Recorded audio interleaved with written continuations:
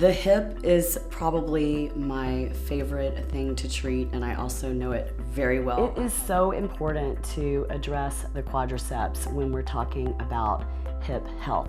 There are two very important lines of fascia that run through the quadriceps, and then our quadriceps become our primary hip flexors. So even though they go from the knee to the hip, if you want a good hip, you got to do the whole thing. So what we're gonna do is just go ahead and take your master blaster or your face blaster for prep. Extra emphasis, you guys, in terms of the hip on these high quad tendons. Totally okay to go cross fiber, and don't worry about lymph nodes, your surface to those. Okay, so I got good and red there, and then we want to go ahead and work all the way down the quadriceps. Remember, you guys, the quads are a very big group of 4 muscles that go all the way to the knee. Actually, they go through the knee, they become the patella tendon.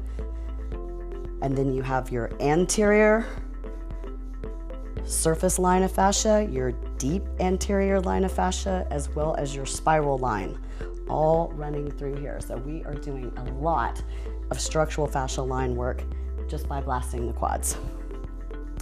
So go until you start to turn red or till you feel that heat. We're gonna go back and use the original fascia blaster. We want to get a little deeper into the tissue as long as our tissue allows for it.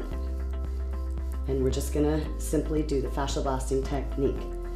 I'm still light and I'm still fast, but I have been blasting for a long time, so the claws go right in. So only go to the depth that your body allows.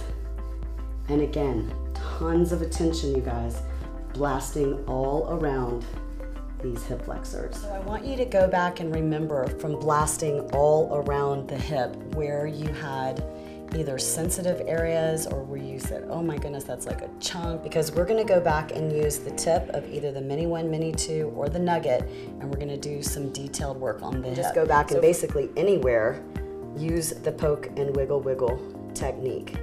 Most people tend to be really tight right around the actual hip bone. There's a lot of forces of fascia that come in on the hip bone. There's nothing wrong whatsoever with going all the way around this hip, okay?